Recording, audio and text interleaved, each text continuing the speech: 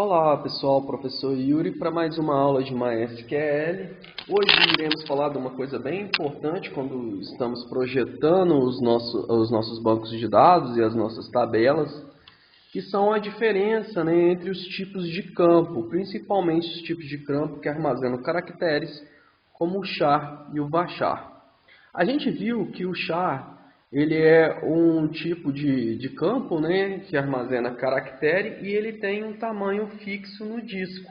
Ou seja, quando você escolhe um campo do tipo char e define ele que tenha 10 posições, esse tamanho será armazenado no disco caso você tenha 10 posições, caso você tenha 4, como é este caso aqui. Então, o tamanho ele não altera, né? A quantidade de caracteres não altera dependendo do tamanho das posições. Aqui a gente tem algumas vantagens, né? A vantagem é que é mais rápido para pesquisa. Por quê? Porque eu já sei, né, o tamanho que tem todo o meu campo, né, os meus caracteres. Porém, aqui no varchar, a gente tem uma diferencinha que ele é um tamanho variável. Então, quando eu escolho o varchar, e se eu coloco uma posição de um caractere com 4 posições, por exemplo aqui, Jorge, eu preciso saber aonde termina o último caractere. E esse precisar saber aonde termina o último caractere é uma das desvantagens em relação ao char. Porque para mim descobrir qual é o último caractere, eu vou perder tempo para mim procurar esse tipo de dado. Então é aqui que mora a grande vantagem e desvantagem entre os dois campos. Como eu já disse, né, o varchar ele ocupa tamanho variável no disco. Dependendo, né, da quantidade de caractere, ele vai aumentando o espaço acomodado no disco. E essa é a diferença entre o char, né? O char já tem um tamanho fixo. A vantagem do varchar é que ele pode ser, por ter o tamanho variável, ele ocupa apenas os espaços necessários, né? Então, se o usuário tem lá um campo nome, e se o nome dele tem 10 posições, aquele campo vai ocupar 10 posições, né? O que é diferente se eu usar o char, né? Independente se ele colocar 3 ou 10 posições, o tamanho será fixo. A desvantagem pode ser tamanho variável, né? Possui um metadados, é aquilo que eu disse, né? Um metadados é um dado que identifica, né, a posição, a última posição do caractere dentro lá do armazenamento. Então, é um metadado, né, com uma instrução de finalização de texto, o que produz em relação ao char uma maior lentidão nas pesquisas. E qual que é, né? Como que eu faço para escolher entre um e o outro, né? Já que eu tenho essas duas diferenças, como que a gente escolhe entre um e outro? Então, quando você tem, por exemplo, um campo lá de estado, né? Então eu só tenho duas posições: Minas Gerais, São Paulo, né? Bahia, tudo tem SP, MG, né? BA, então a gente sabe, né, a gente já sabe que são somente duas posições. Então, neste caso, eu escolho o char, porque além de ser mais rápido, né, as posições que eu terei, elas também serão fixas, né, então eu não vou desperdiçar espaço. Eu já sei que possui duas posições, mesma coisa por sexo, né, F e M, feminino e masculino.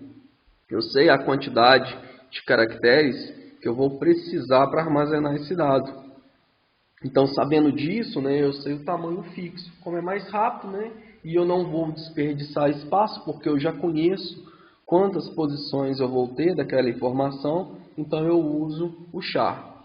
Já o varchar, a gente usa para campos, por exemplo, que eu não sei a quantidade exata de campos que serão informados. São casos de nome, né, observações.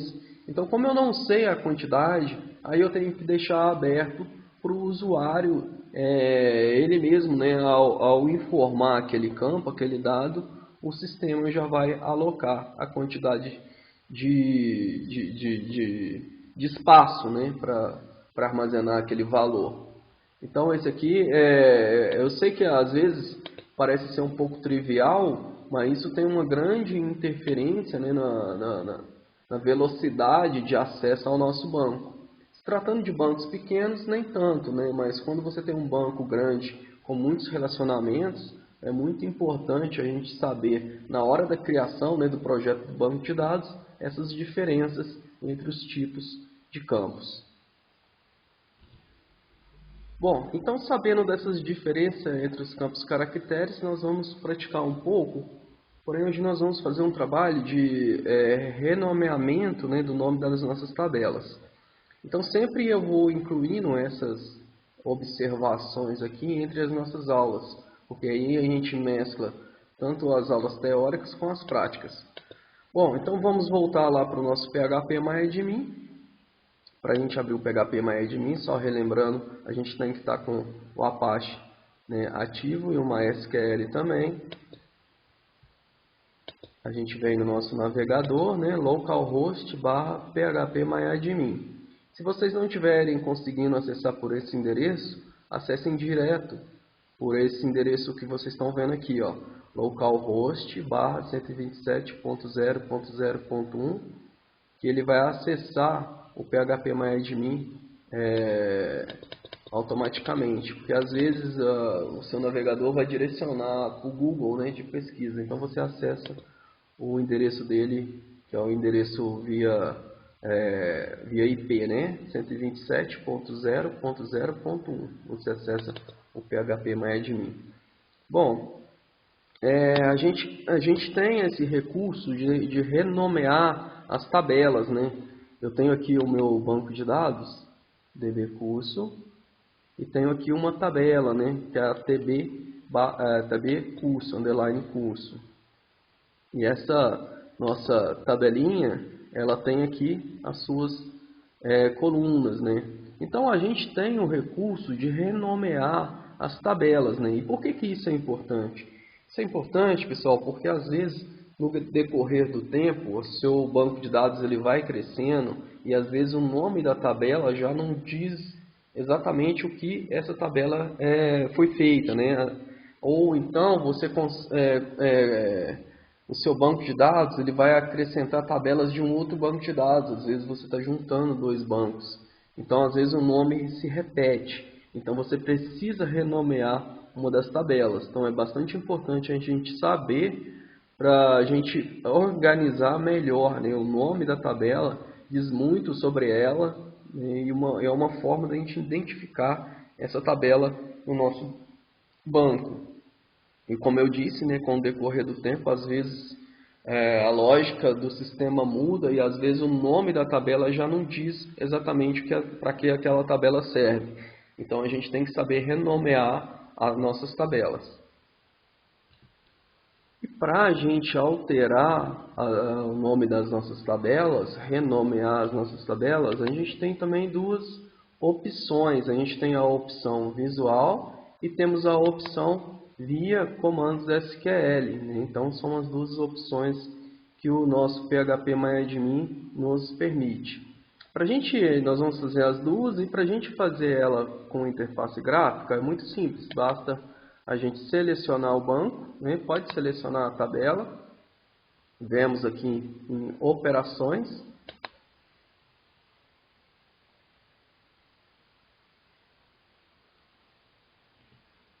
e aqui embaixo, ó, a gente tem renomear aqui, ó, opções da tabela.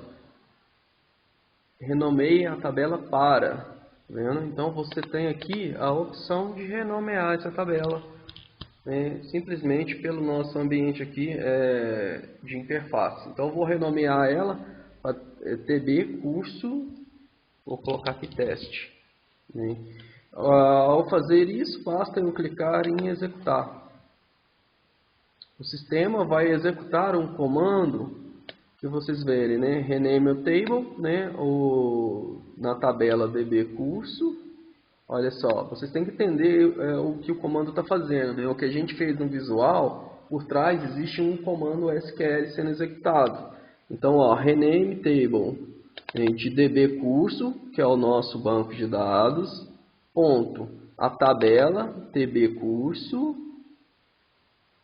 para TB curso teste. Então, eu fazendo isso, eu renomeei a minha tabela, certo? Então, este aqui é um comando do tipo DDL. Vocês têm que sempre ficarem atentos a isso. Comandos do tipo DDL são comandos que alteram a estrutura do nosso banco. Nós estamos mudando o nome de uma tabela, então estamos alterando a estrutura. Ainda não estamos mexendo com dados, armazenamento de dados. Aqui nós estamos mexendo com a estrutura. Então, todos esses comandos que a gente está executando, esses são comandos do tipo DDL, né? Data Definition Language. Então, a gente tem ele aqui, ó, DDL, ó, Data Definition Language, linguagem de definição de dados. Então, nós estamos definindo a tabela. Ainda não alteramos a base de dados em si, somente a estrutura da nossa tabela. Bom, e para fazer essa alteração via comandos SQL, bastante simples, né? A gente já até viu o comando. Mas vocês podem fazer o seguinte, ó, clica no nosso banco de dados que vamos utilizar, clica aqui em SQL, que vai abrir aqui a nossa centralzinha de comandos, né? E o comando é bastante simples, ó, rename table. Aí você vai ter aqui, ó, nome atual,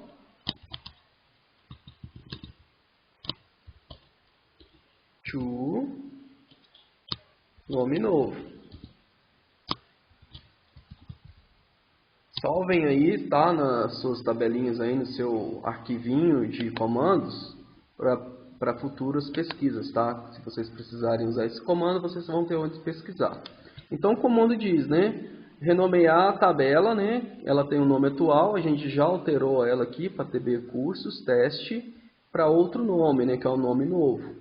Veja que a gente está dentro do nosso banco de dados, tá? Se a gente estivesse fora, eu teria que falar o nome do banco de dados, tá? Bastaria, se eu estivesse fora aqui do meu, sem clicar no meu banco, eu teria que informar aqui, ó, nome do banco.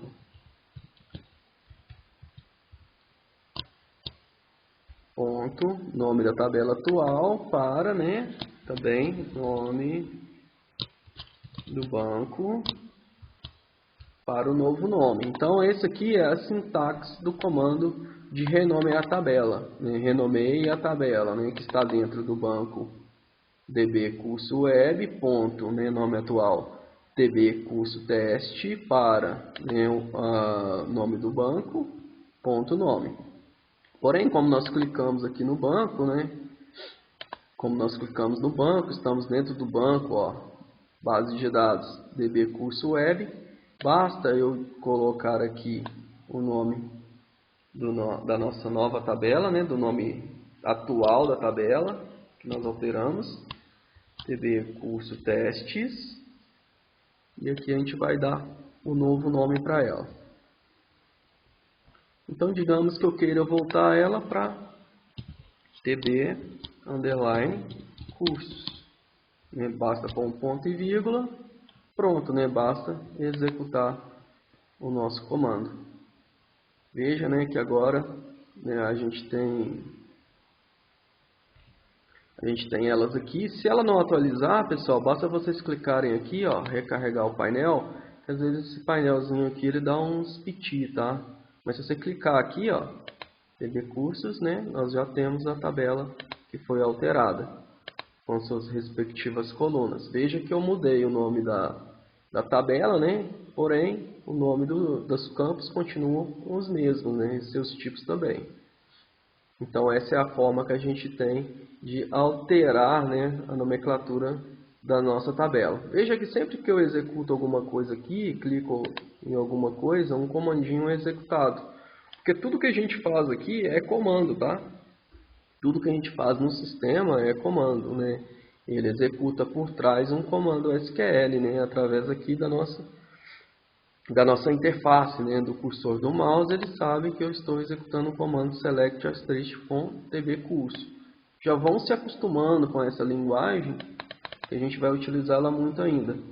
Porém, a aula de hoje foi sobre renomeamento, né, das nossas tabelas, e a gente vai seguir, né, e à medida que a gente for seguindo, vocês vão descobrindo para que servem algumas coisas aqui que tem algumas características desses comandos aqui SQL. Bom, então com isso a gente já sabe como criar bancos de dados e criar tabelas, né? Renomear essas tabelas caso exista algum erro de digitação ou alteração, né, durante o projeto. A gente já pode seguir, né, aqui no avanço do nosso estudo. Eu quero que vocês, sempre que eu der um comando aqui, vocês peguem, salvem isso num arquivo aí, pode ser um arquivo de Notepad, né, dá informação sobre os comandos, né, escreve para que ele serve. Isso é uma boa fonte de pesquisa futura para vocês.